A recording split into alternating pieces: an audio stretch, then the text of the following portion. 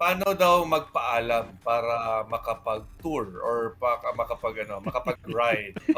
Parang hindi uso sa presidente namin yan eh. No? So itago na lang natin siya sa pangalan na Linguel.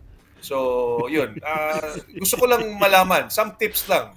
Paano ba magpaalam para payagan na mag-ride? Yeah. Okay. Unang-una, sir, papanoorin mo na mga episodes ng motor. Yan, yun ang unang-una. Nice. Kasi pag napanood niyo yun, ma-appreciate nyo, ma-appreciate nyo, kung ma-appreciate din ni Mrs. na ang sarap pala mag-ride, no? Hindi lang siya yung parang for the sake na makapag-motor ka eh. Iba yung freedom na nararamdaman mo kapag nagra-ride ka, tapos nararating mo yung destination, and then yung milestone na, yung feeling of achievement mo na narating mo siya na naka 2 wheels, tapos makakain ka ng masarap, very therapeutic siya. So, hindi lang siya parang, alam mo yun, hobby-hobby lang, forma-forma. It's also good for our mental health.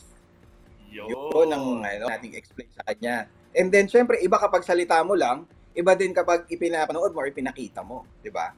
Na, eto, tingnan mo, ang ganda ng pinuntahan nila. Parang, kailan pa natin gagawin yan?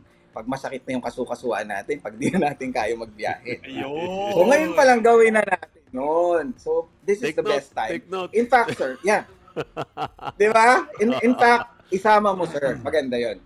Si Mrs., may work lang kasi si Mrs. Pero, as much as possible, kapag may chance, syempre gusto rin niya makasama sa mga napupuntahan ko. Pero, the best scenario dyan is magkasama kayong magta-travel. So, ganun lang magpaalam, sir. Kailangan makita ni Mrs. na magandang effect sa'yo, di ba? Yeah. Hindi yung bigla na lang pag nag-ride ka, hindi mo na makakausap, di na nagre-reply. O kaya magre-reply yan, after ilang hours na. Pag ganun, sir, delikado talaga tayo maaprobahan pag hindi nagre-reply or hindi sumasagot. Kasi dapat nag-update tayo once in a while. Ganun lang. Magdududa kasi talaga. Tignan mo sa comment section natin, partner. Kasi yung prinsipyo niya ganito eh. Mas madali daw mag-sorry kaysa magpaalam.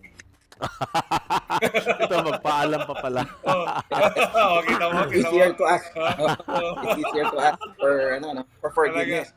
Kaya lang, yung madali na yung sir, madaling mag-sorry, pero mas mahirap naman makaulit. Ay, oo.